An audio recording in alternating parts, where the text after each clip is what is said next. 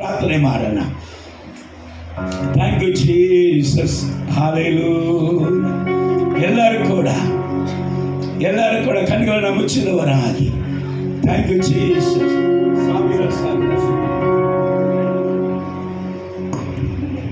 Thank you Jesus. Hallelujah.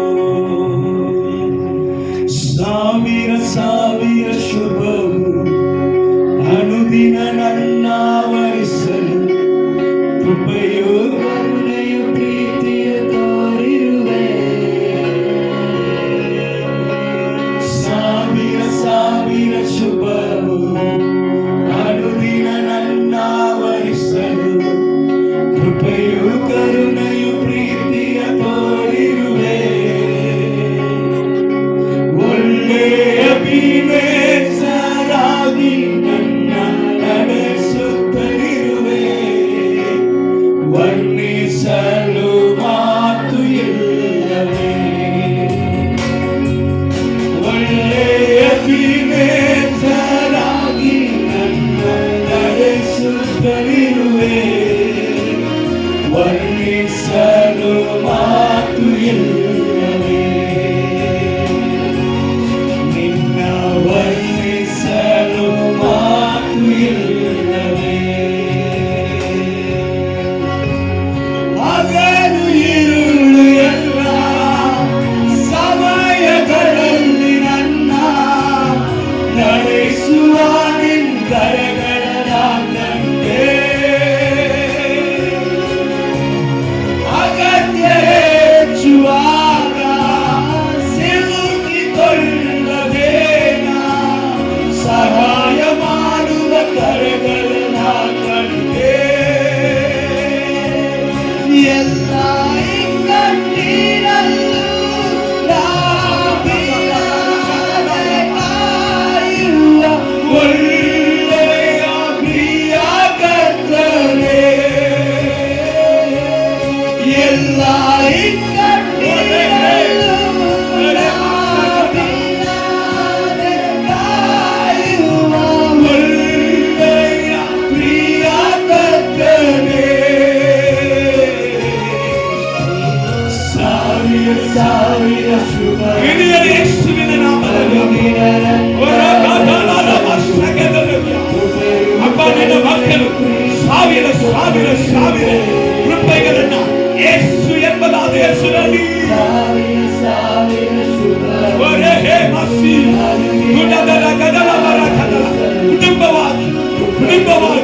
ಕುಟುಂಬವಾಗಿ ಗಂಡ ಹೆಂಡತಿಯಾಗಿ ಮಕ್ಕಳಾಗಿ ಕುಟುಂಬಗಳಾಗಿ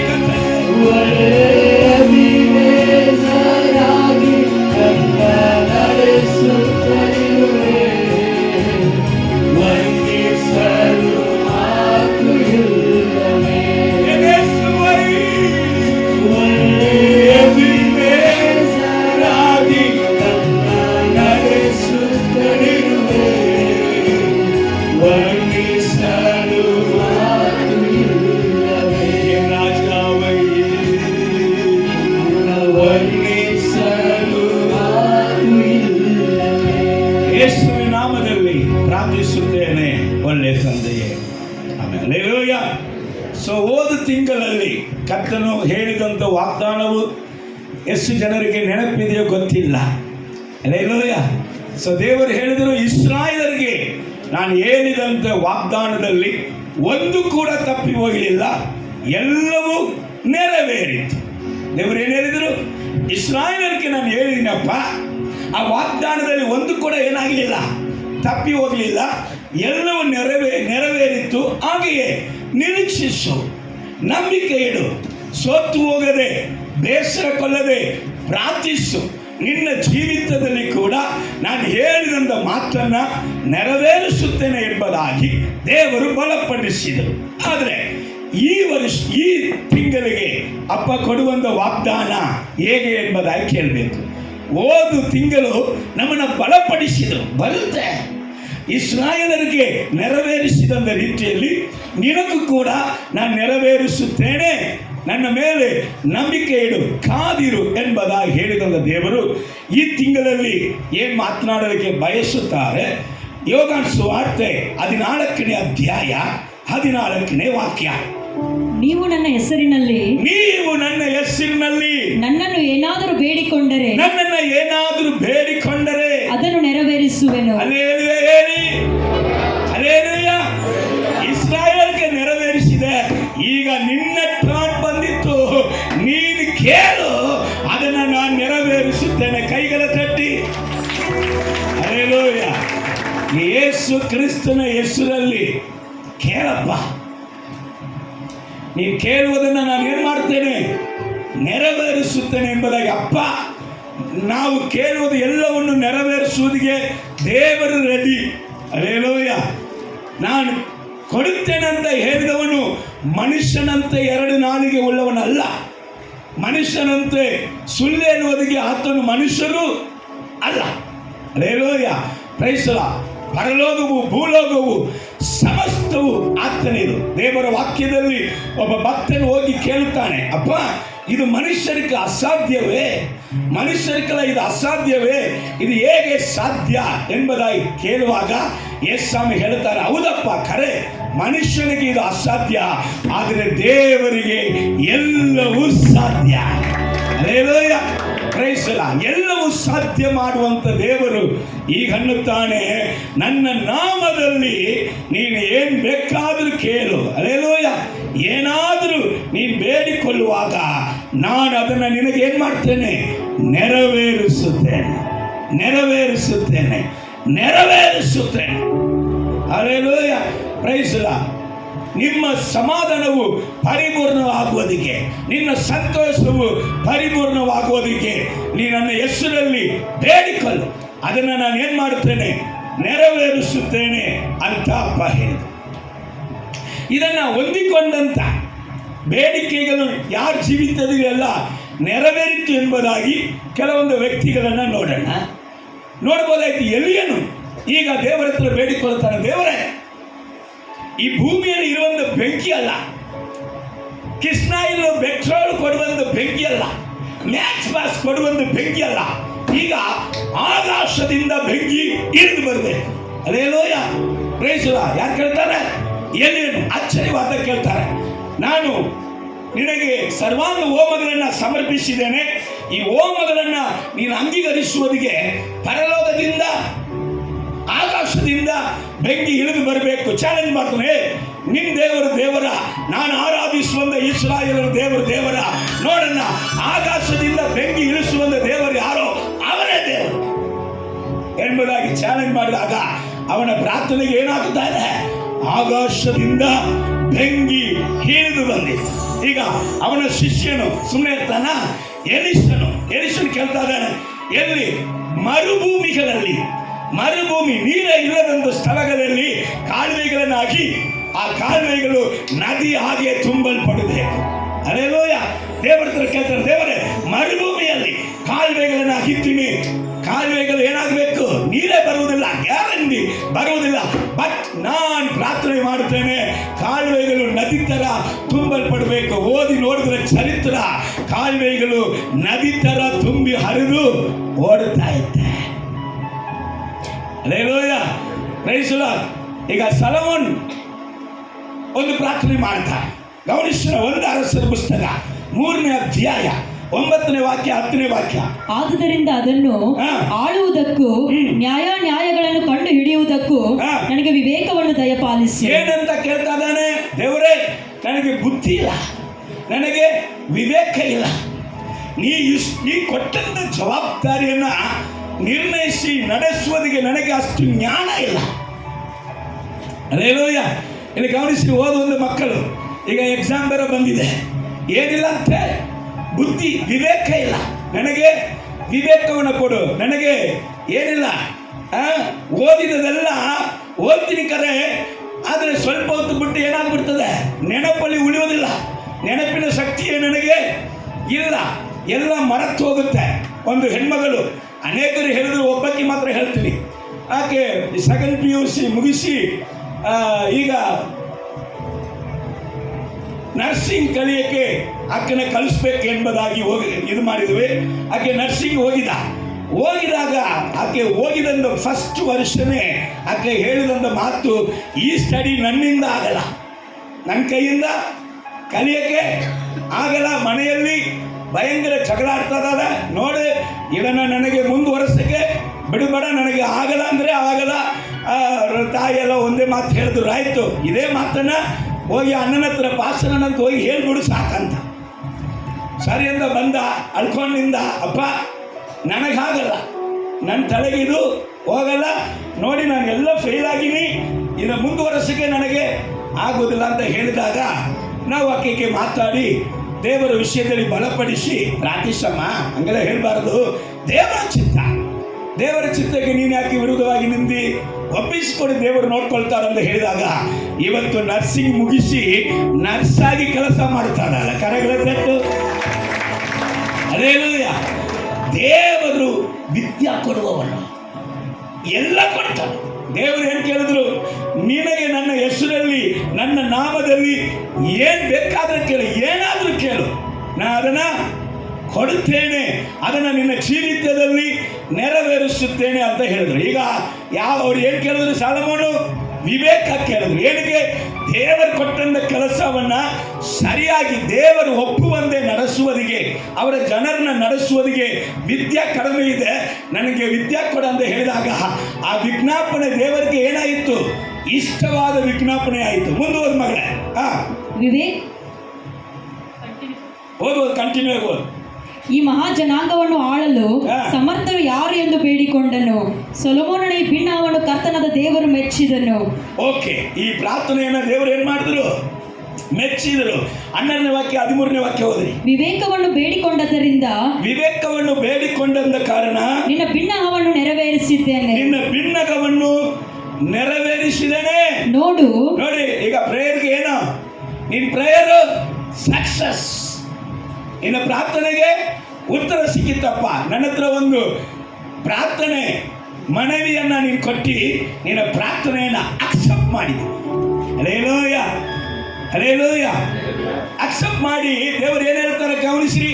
ನಿನಗೆ ಜ್ಞಾನವನ್ನು ವಿವೇಕವನ್ನು ಅನುಗ್ರಹಿಸಿದ್ದೇನೆ, ನಿನಗೆ ಜ್ಞಾನವನ್ನು ವಿವೇಕವನ್ನು ಅನುಗ್ರಹಿಸಿದ್ದೇನೆ. ನಿನ್ನಂತ ಜ್ಞಾನಿಯು ಮುಂಚೆ ಇರಲಿಲ್ಲ, ಮುಂದೆಯೂ ಇರುವುದಿಲ್ಲ.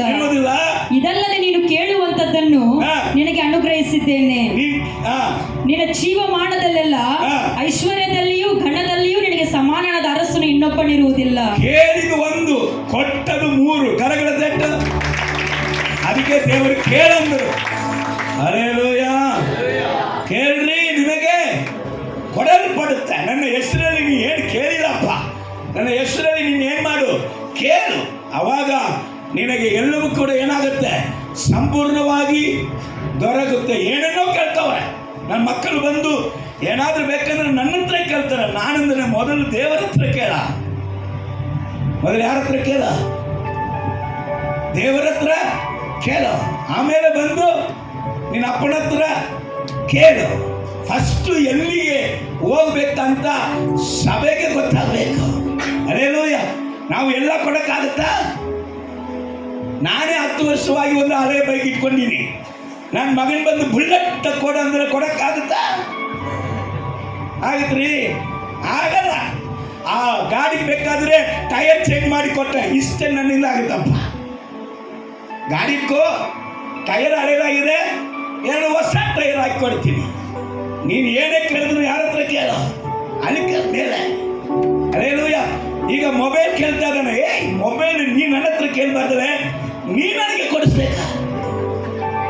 ಹಲ್ಲೆಲೂಯಾ. ನಾ ಸೇವಕ, ನೀವು ಓದಿ ಕೆಲಸಕ್ಕೆ ಹೋಗೋರು, ನೀವು ಕೊಡಿಸ್ಬೇಕು ನಮಗೆ, ನಮ್ಮ ಹತ್ರ ಕೇಳ್ಬಾರ್ದು. ಹಲ್ಲೆಲೂಯಾ. Praise the Lord. ಯಾರು ಕೇಳಿ ಕೊಡ್ರಿ, ನಮ್ಮ ಹತ್ರ ಕೇಳಿದ್ರೆ ಇಲ್ಲ ಅಂತೀವಿ, ಅವರು ಕೇಳಪ್ಪ ಕೊಡ್ತೀನಿ ಅಂತಾರೆ. Hallelujah, hallelujah. ಅವರ ಹತ್ರ ಹೋಗಿ ಕೇಳಬೇಕು. ಕೊಡ್ತೀನಿ ಅಂತ ಹೇಳಿದವರ ಹತ್ರ ಕೇಳಂಗಿಲ್ಲ, ಕೊಡಲ್ಲ ಅಂತ ಹೇಳುವವನನ್ನ ಕೆಣಕುವುದು. ಸ್ತೋತ್ರ. ಇದು ಗಮನಿಸ್ತೀನಿ. ಅವನು ಕೇಳಿದ ಒಂದು, ದೇವರು ಕೊಟ್ಟಿದೆ ಎಷ್ಟು? ಶೇಷರಥ ನಮ್ಮ ತಾಯಿ, ನಿಮಗೆ ಅನೇಕರಿಗೆ ಗೊತ್ತಿರ್ತದೆ, ಒಳ್ಳೆ ದೇವರ ಮನುಷ್ಯ, ಸಾಯುವ ತನಕ ಕರ್ತನಲ್ಲಿ ವೈರಾಗ್ಯವಾಗಿ ದೇವರಿಗೆ ನಂಬಿಗಸ್ತರಾಗಿ ಜೀವಿಸಿದಂತ ತಾಯಿ. ಮರಣ ಕೂಡ ಅವರು ಒಪ್ಪಿಸಿಕೊಟ್ಟಿದ ನಂತರನೇ ಬಂದಿತ್ತು. ಮರಣವು ಕೂಡ ಅವರನ್ನ ಕೇಳದೆ ಅವರನ್ನ ತೆಗೆಯೋದಕ್ಕೆ ಆಗಲಿಲ್ಲ. ಕೊನೆಯದಾಗಿ ಅಮ್ಮ ಒಂದು ದಿವಸ ಪ್ರಾರ್ಥನೆ ಮಾಡುವುದಕ್ಕೆ ಮೊಣಕಾಲು ಹಾಕಿದರು. ಅವತ್ತು ಮಕ್ಕಳೆಲ್ಲ ಕರೆಸ್ಕೊಂಡ್ರು, ಮಕ್ಕಳ ಹತ್ರ ಮಾತಾಡಿದ್ರು. ಒಂದು ಮನೆಗೆ ಹೋಗುವ ರೀತಿಯಲ್ಲಿ ತನ್ನನ್ನು ರೆಡಿ ಮಾಡಿಕೊಂಡ್ರು, ಮೊಣಕಾಲು ಹಾಕಿದ್ರು.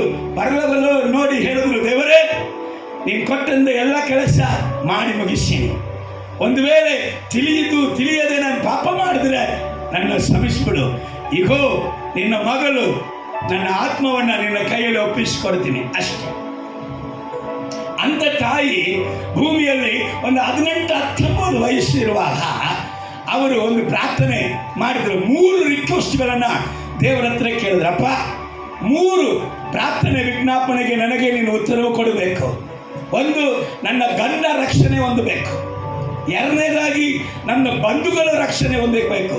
3ನೇದಾಗಿ ನಿನ್ನ ಸತ್ಯ ವೇದವನ್ನು ಓದುವುದಕ್ಕೆ ನಾನು ಕಲಿತವನಲ್ಲ, ನಾನು ಶಾಲೆಗೆ ಓದವರಲ್ಲ. ನಿನ್ನ ಸತ್ಯ ವೇದವನ್ನು ಓದುವಂಥ ಜ್ಞಾನ ನನಗೆ ಬೇಕು. 1 ವರ್ಷ ಇದಕ್ಕೋಸ್ಕರ ಉಪವಾಸ ಪ್ರಾರ್ಥನೆ. ಈ 1 ವರ್ಷದ ಒಳಗಡೆ ಕರ್ತನು ಈ ಸತ್ಯ ವೇದವನ್ನು ಓದುವುದಕ್ಕೆ ಜ್ಞಾನ ಕೊಟ್ಟರು. ಅಮ್ಮ ಅವರಿಗೆ ಕರಗಳ ತಟ್ಟುತ್ತಾರೆ. 2ನೇದಾಗಿ ಗಂಡನು ರಕ್ಷಣೆ ಹೊಂದಿದ್ರು. 3ನೇದಾಗಿ ಗಂಡನು ಮಾತ್ರ ಅಲ್ಲ, ಅವರ ಕುಟುಂಬದವರು ರಕ್ಷಣೆ ಹೊಂದಿದ್ರು. ಇವತ್ತು ತನಕ ಅವರ ಕುಟುಂಬದವರು ಸೇವೆ ಮಾಡುವಂತ ಸೇವಕರುಗಳಾಗಿದ್ದಾರೆ. Hallelujah, hallelujah. ನಾನು ಮಾತ್ರ ಅಲ್ಲಪ್ಪ, ನನ್ನ ಮನೆಯವರು ಯೆಹೋವನನ್ನೇ ಕೊಂಡಾಡಬೇಕು. ಹಲ್ಲೆಲೂಯ. ಒಂದಿನ ಇಲ್ಲಿ ಬೆಂಗಳೂರು ಪಟ್ಟಣದಲ್ಲಿ ಲಕ್ಷ್ಮೀ ಸಾಗರ ಎಂಬುದಾದ ಸ್ಥಳದಲ್ಲಿ ಬಿಡದಿ ಹತ್ರ ಒಂದು 2 ಕಿಲೋಮೀಟರ್, ವಂಡರ್ಲಾಯಿಂದ ಒಂದು 2 ಕಿಲೋಮೀಟರ್ ಆ ಸ್ಥಳದಲ್ಲಿ ನಮ್ಮ ಚರ್ಚ್ ಇದೆ, ಅಲ್ಲಿ ಆಶ್ರಮ ಇದೆ, ಅಲ್ಲಿ ಸ್ಕೂಲ್ ನಡೀತಾ ಇದೆ. ತಾಯಿ ಇದ್ದಂಥ ದಿನಗಳಲ್ಲಿ ಭಯಂಕರ ಅದ್ಭುತ ಸೂಚಕ ಕಾರ್ಯಗಳಲ್ಲಿ ನಡೀತಾ ಇತ್ತು. ಯೇಸುವಕ್ಕೆ ವಿರೋಧಿಯಾಗಿರುವಂಥ ಜನ, ಯೇಸುವನ್ನ ದ್ವೇಷ ಮಾಡುವಂಥ ಜನ, ಈ ತಾಯಿಯ ಕೈಯಿಂದ ಅದ್ಭುತ ಹೊಂದಿದಂಥವರು ಸಾವಿರ ಮಂದಿ ಯೇಸು ಕ್ರಿಸ್ತನ ಭಕ್ತರಾಗುವುದನ್ನು ಇಷ್ಟಪಡದೇ ಇದ್ದಂಥ ಜನ ಈಕೆಗೆ ವಿರುದ್ಧವಾಗಿ ಏನಾದರೂ ಮಾಡಿ ಇದನ್ನು ಸ್ಟಾಪ್ ಮಾಡಬೇಕಂತ ಎಷ್ಟೋ ಪ್ರಯತ್ನ ಮಾಡಿದ್ರು ಸ್ಟಾಪ್ ಮಾಡೋಕ್ಕಾಗಲಿಲ್ಲ. ಕೊನೆಯದಾಗಿ ಅವರು ಏನು ಮಾಡಿದ್ರು, ತಿಮ್ಮಯ್ಯ ಎಂಬುದಾದ ಒಂದು ಮಂತ್ರವಾದಿ, ಅದೇ ಲಕ್ಷ್ಮೀ ಸಾಗರದಿಂದ ಒಂದು 5 ಕಿಲೋಮೀಟರ್ ಇರುವಂತ ಒಂದು ಹಳ್ಳಿಯಲ್ಲಿ ಇದ್ದಾನೆ. ಆ ತಿಮ್ಮಯ್ಯ ಮಂತ್ರವಾದಿ, ದೊಡ್ಡ ಮಂತ್ರವಾದಿ. ಅವನು ಎಲ್ಲಿ ಹೋಗಿ ಮಂತ್ರ ಕಲ್ತ್ಕೊಂಡ್ಬಂದಾನೆ? ಹಿಮಾಲಯ ಬೆಟ್ಟದಲ್ಲಿ ಇರುವಂತ ಮಂತ್ರವಾದಿಗಳ ಹತ್ರ ಹೋಗಿ ಮಂತ್ರ ಕಲ್ತ್ಕೊಂಡ್ಬಂದವನು. ಅವನ ಮಂತ್ರ ಶಕ್ತಿಯಿಂದ 5 ಮಂದಿಯನ್ನ ಕೊಂದ.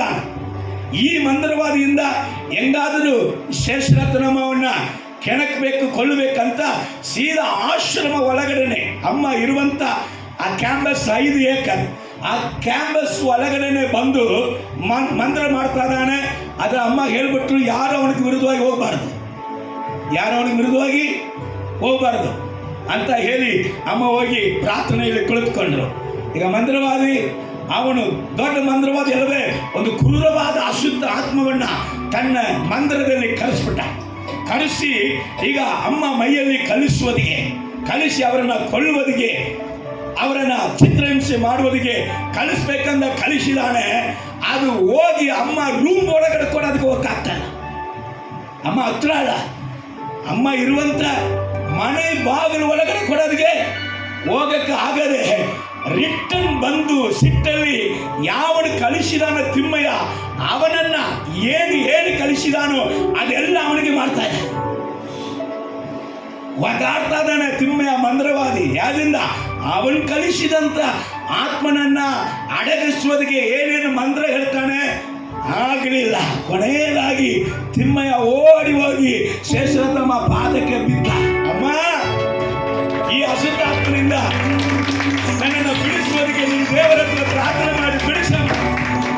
ಅಮ್ಮ ಪ್ರಾರ್ಥನೆ ಮಾಡಿ ಬಿಡಿಸಿದರು. ತಿಮ್ಮಯ್ಯ ಯೇಸುವನ್ನ ನಂಬಿದ. ತಿಮ್ಮಯ್ಯ ದೀಕ್ಷಾಸ್ಥಾನ ಹೊಂದಿದ. ದೀಕ್ಷಾಸ್ಥಾನ ಹೊಂದಿದ ನಂತರ ಅವನಿಗೆ ಹೆಸರು ತಿಮೋಥೆ. ಹಲ್ಲೆಲೂಯ. ಮಂತ್ರವಾದಿ ದೇವರ ಸುವಾರ್ತಿಗನಾಗಿ ಬದಲಾಗಿದ. ಕರಗಳ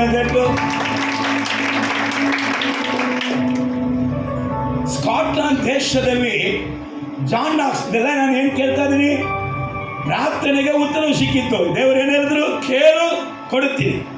ಶೇಷರಥ ನಮ್ಮ ದೇವರೇ, ನೀನು ನನಗೆ ಸರ್ವಶಕ್ತನು, ನಾನು ಯಾಕೆ ಮಂದಿರವಾಗಿ ಇರಬೇಕು? ಜೀವಾಧಿಪತಿ, ಜೀವ ಕೊಡುವುದಕ್ಕೆ ಅಧಿಕಾರ ನಿನಗೆ, ತೆಗೆಯುವುದಕ್ಕೆ ಅಧಿಕಾರ ನಿನಗೆ. ಈ ದೆವ್ವಗಳು ನನ್ನನ್ನು ಏನು ಮಾಡೋಕ್ಕಾಗುತ್ತಂತ ಪ್ರಾರ್ಥನೆ ಮಾಡಿಕೊಂಡಾಗ ಅಲ್ಲಿ ಮಂತ್ರವಾದಿನೇ ಬದಲಾಗಿದೆ. ಅದೇ ಥರ ಸ್ಕಾಟ್ಲಾಂಡ್ ದೇಶದಲ್ಲಿ ಜಾನ್ ನಾಕ್ಸ್ ಎಂಬುದಾದ ಒಬ್ಬ ದೇವ ಮನುಷ್ಯನ ಪ್ರಾರ್ಥನೆ ಮಾಡ್ತಾರೆ, ದೇವರೇ ಸ್ಕಾಟ್ಲಾಂಡ್ ನನಗೆ ಕೊಡು, ಇಲ್ಲದಿದ್ದರೆ ನನ್ನ ಸಾಯಿಸು. ಏನು ಮಾಡು? ಸ್ಕಾಟ್ಲಾಂಡ್ ನನಗೆ ಕೊಡು ದೇವರೇ, ಇಲ್ಲಂದ್ರೆ ಸಾಯಿಸು. ಆ ಸ್ಕಾಟ್ಲಾಂಡ್ ದೇಶದಲ್ಲಿ ಯಾವ ರೀತಿಯಾದ ಆಡಳಿತ ಅಂದರೆ, ದೇವರ ಸುವಾರ್ತೆಗೆ ಅನುಕೂಲವಾದ ಆಡಳಿತ ಅಲ್ಲ, ದೇವರ ಸುವಾರ್ತೆಗೆ ವಿರುದ್ಧವಾದ ಆಡಳಿತ. ಅದು ಆ ವ್ಯಕ್ತಿ ಎಂಥ ವ್ಯಕ್ತಿ ಅಂದರೆ, ಅದನ್ನು ಆಡಳಿತ ಮಾಡ್ತಾ ಇದ್ದದ್ದು ಹೆಣ್ಮಗಳು. ಆ ರಾಜಾತಿ ಭಯಂಕರ ಕ್ರೂರವಾದವಳು. ಜನರ ಹಾಕಕ್ಕೆ ಇಟ್ಟಂದ ಹೆಸರು ಏನು ಗೊತ್ತಾ? ರಕ್ತ ಕುಡಿಯುವಂತ ರಾಕ್ಷಸಿ ಅಂತ ಹೆಸರಿಟ್ರು. ಆದರೆ ಅಂತ ರಾಣಿ ಆಕೆ ಹೇಳಿದಂತ ಮಾತೇನು ಗೊತ್ತಾ? ಬ್ರಿಟಿಷ್ನವರ ಸೇನೆಗೆ ಕೂಡ ನಾನು ಹೆದರುವುದಿಲ್ಲ, ಆದರೆ ಜಾನ್ ನಾಕ್ಸ್ ಮೊಣಕಾಲಕ್ಕೆ ನಾನು ಹೆದರುತ್ತೇನೆ. ಇವನು ಮೊಣಕಾಲು ಹಾಕಿ ಪ್ರಾರ್ಥನೆ ಮಾಡಿದ್ರೆ ನನ್ನ ಮೈಯೆಲ್ಲ ಉರಿತಾ ಇದೆ. Hallelujah, praise the Lord. ದೇವರೇ, ಜನರೆಲ್ಲ ರಕ್ಷಣೆ ಹೊಂದುವುದಕ್ಕೆ ಅನುಕೂಲವಾದ ಆಡಳಿತ ಬಂದ್ರೆ ಆಗುತ್ತೆ ಅಂತ ಹೇಳಿ ಪ್ರಾರ್ಥಿಸುವವನು ಪ್ರಾರ್ಥನೆ ವೀರನಲ್ಲ. ಎಂತ ಕಾರ್ಯಗಳಿದ್ರೆ ಏನಾಯ್ತು? ಅನುಕೂಲ ಇದ್ರೆ ಏನಾಯ್ತು? ಅನುಕೂಲ ಇಲ್ಲದೆ ಇದ್ರೆ ಏನಾಯ್ತು? ನನ್ನ ಮೊಣಕಾಲಿನ ಪ್ರಾರ್ಥನೆಯಿಂದ ನನ್ನ ದೇವರು ಎಲ್ಲವೂ ನನಗೆ ಕೊಡುತ್ತಾರೆ. ಹಲ್ಲೆಲೂಯ. ಜಾನ್ ನಾಕ್ಸ್ ಪ್ರಾರ್ಥನೆಯ ಮೂಲಕ ಸ್ಕಾಟ್ಲಾಂಡ್ನ ದೇವರು ಉಜ್ಜೀವನವನ್ನ, ಅನುಕೂಲ ಇಲ್ಲದಂತ ಒಂದು ಆಡಳಿತದಲ್ಲಿ ಕೂಡ ಉಜ್ಜೀವನವನ್ನ ದೇವರು ಕೊಟ್ಟಂತೆ. ಈವನ್ ರಾಬರ್ಟ್ ಎಂಬುದಾದ ಒಬ್ಬ ದೇವ ಮನುಷ್ಯನು, ಆ ಮನುಷ್ಯನು ಪ್ರಾರ್ಥಿಸಿದ, ವೇಲ್ಸ್ ದೇಶವನ್ನು ನನಗೆ ಕೊಡು ದೇವರೇ. ಅವನು ಪ್ರಾರ್ಥಿಸಿದ ಕಾರಣ ಲಕ್ಷಾಂತರ ಜನರು ವೇಲ್ಸ್ ದೇಶದಲ್ಲಿ ಯೇಸು ಕ್ರಿಸ್ತನನ್ನು ನಂಬಿದರು. Hallelujah, hallelujah. ಅದಕ್ಕೆ ದೇವರು ಹೇಳ್ತಾನೆ, ಕೇಳ್ರಪ್ಪ ನಾ ಕೊಡುತ್ತೇನೆ. ಹೇಗೆ ಹೇಗೆ ಕೇಳಬೇಕು? ಶೇಷರತ್ನ ಮಾತಾರ ನಂಬಿಕೆ ಕೊಡು ದೇವರೇ. Hallelujah, praise the Lord. John Knox ತರ ಪ್ರಾರ್ಥನೆಯಲ್ಲಿ ವೈರಾಗ್ಯ ಕೊಡು ದೇವರೇ. ಇಂಥವರೆಲ್ಲ ನಿನ್ನ ಬಳಿಯಲ್ಲಿ ಸ್ಟ್ರಾಂಗ್ ಆಗಿ ನಂಬಿಕೆ ಇದ್ದಿಲ್ಲ, ಅದೇ ನಂಬಿಕೆಯನ್ನು ನಮಗೆ ಕೊಡು ದೇವರೇ. Hallelujah, praise the Lord. ಅವರು ಕೇಳಿದಾಗ ದೇವರು ಕೊಟ್ರ ಇಲ್ವಾ? ಇವ್ರಿಗೆಲ್ಲ ದೇವರು ಕೊಟ್ರ ಇಲ್ವಾ? ಕೊಟ್ಟರು ಅಂತಾನೆ ಇತ್ತು. ಹಾಗಾದ್ರೆ ನಿಮಗೂ ದೇವರು ಕೊಡ್ತಾರೆ, ನನಗೂ ದೇವರು ಕೊಡ್ತಾರೆ. ಕರೆಗಳ ತಟ್ಟಿ ದೇವರು ಹೇಳ್ತಾರೆ, ನನ್ನ ನಾಮದಲ್ಲಿ ಏನ್ ಬೇಕಾದ್ರೆ ಕೇಳು, ನಿನಗೆ ಕೊಡುತ್ತೇನೆ. ಕರೆಗಳ ತಟ್ಟಿ. ಯಾ ನಾಮದಲ್ಲಿ, ಯಾ ನಾಮದಲ್ಲಿ ಶಾಂತಿ, ಯಾ ನಾಮದಲ್ಲಿ ಶಾಂತಿ ಕೊಡುವುದು ನಾಮ ಸ್ವಸ್ಥತೆ. ಯಾ ನಾಮದಲ್ಲಿ ಜೀವವು, ಯೇಸುವೆಯ ನಾಮ. ಯಾ ನಾಮದಲ್ಲಿ ಬಿಡುಗಡೆ, ಯೇಸುವೆಯ ನಾಮ. ಯೇಸು ನಿನ್ನ ನಾಮ ಎಲ್ಲಕ್ಕಿಂತ ಮೇಲಾದದು. ಯೇಸು ನಿನ್ನ ನಾಮ ಎಲ್ಲಕ್ಕಿಂತ ಮೇಲಾದದು. ಅನಾರೋಗ್ಯವೇ ಬಡತನವೇ ಶಾಪದಿಂದ ಬಿಡಿಸುವ ಆ ನಾಮವು ಕುರುಡರಿಗೆ ಪ್ರಕಾಶವನ್ನು ನೀಡುವ. ಅನಾರೋಗ್ಯವೇ ಬಡತನವೇ ಶಾಪದಿಂದ ಬಿಡಿಸುವ ಆ ನಾಮವು ಕುರುಡರಿಗೆ ಪ್ರಕಾಶವನ್ನು ನೀಡುವ. ಯಾ ನಾಮದಲ್ಲಿ ಜೀವವು, ಯೇಸುವೆಯ ನಾಮ. ಯಾ ನಾಮದಲ್ಲಿ ಬಿಡುಗಡೆ, ಯೇಸುವೆಯ ನಾಮ. ಯೇಸು ನಿನ್ನ ನಾಮ ಎಲ್ಲಕ್ಕಿಂತ ಮೇಲಾದ